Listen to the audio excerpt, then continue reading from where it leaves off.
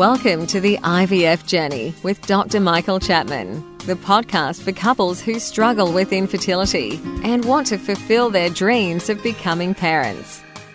In this podcast, you'll learn actionable strategies to deal with infertility from Dr. Michael Chapman, or Prof as he's affectionately known. Prof is the co-founder of IVF Australia and is a leading Australian infertility specialist who has helped over 3,000 couples realise their dreams of becoming parents. To access previous episodes packed with ideas, solutions and tips that actually work, head over to Dr. Chapman's IVF podcast on iTunes.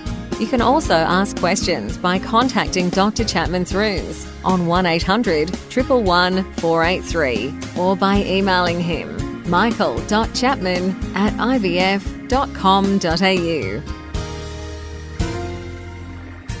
That first cry of a baby born after the long journey of IVF remains one of the most beautiful experiences in the world.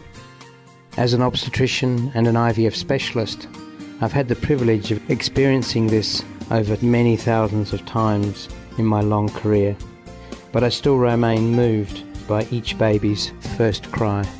It signifies the end of a long journey and the beginning of a new life. This is Professor Michael Chapman, co-founder of IVF Australia and host of the IVF Journey podcast. Thanks for tuning in. To access all the previous episodes, head over to my website www.theivfjourney.com and select IVF Journey Podcast from the navigation menu. You'll also be able to find the various services that we provide at IVF Australia. I have Liz Ellis with me, who's just published this amazing book, which I think will be helpful to all people who potentially are having trouble having the baby that they so desire. One of the things that comes out of the book are lots of hints about what to do. I noticed at the back of the book there's actually a collection of the hints. I thought that was very clever. Because in the little boxes in each chapter, and they've all been conglomerated into one space at the back of the book. So if people are infertile, what should they do? Okay, be prepared. There is no substitute for turning up to be prepared. Be prepared about the questions that you want to ask. Be prepared about the questions that you might be asked. But also be prepared to listen to the answers that you get. Sometimes in this day and age, there's Google, there's Dr. Google. You might Google something and go, whoa, that looks great, that might be for me. By all means ask, but don't forget that 10-minute Google search is no substitute for years and years of training that your specialists have done. So remember that when you chose your specialists, you chose them for a reason, and that is because they are highly skilled and they suited you. So listen to them. I think that's super important. The other thing is, remember that you are the expert on you. So your fertility specialist treats a lot of people, but you are the only person worried about you. So be prepared to ask questions. And I think something that will help you mentally is if you decide on a course of action, be very clear in your mind about what's next. If this doesn't work, then what's next? Do I need to have an appointment 3 months down the track and make that now so that I'm ready to rock and roll? Talk to your partner if you're about to embark on fertility treatment, especially IVF. When you make decisions about how much you're going to spend or how long you're going to go for, if you do it before you start treatment, you use the rational, reasonable, higher functioning parts of your brain.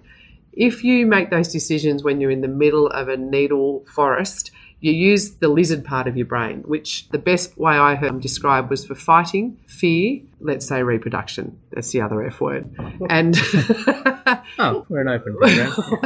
I'd hate for my mum to listen to anything. Okay. She's the only person that I'm scared of. So you don't make such a great decision when you're using part of your brain. It's all about the reproduction and the continuance of the species. So be very clear about where you think your flag should be. Now, if you get to that flag and you think to yourself, we're going to go for 1 more or 2 more rounds, we can actually afford it, things that look a bit different, that's cool.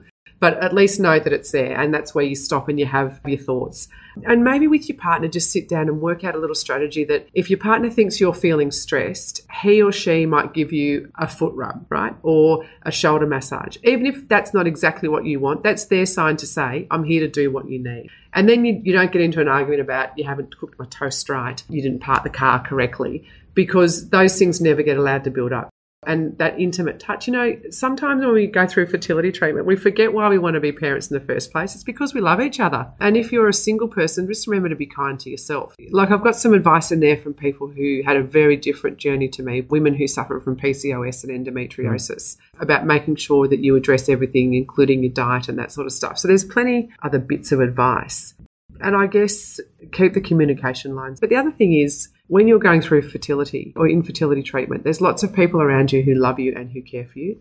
They are going to give you some advice, like eat avocados, put your legs in the air after sex, relax, like as if I hadn't thought about doing that. You know, it's appalling advice, but they're coming from a good place. So there's a number of ways you can shut it down. Liz, you've got one child already. I know, like, oh my God, that sort of stuff. And you can't really go around putting daggers through people's eyes, but you can either shut it down by giving them all the information, or you can shut it down by saying, thank you so much, but we're on our journey and we'll let you know when there's something to find out.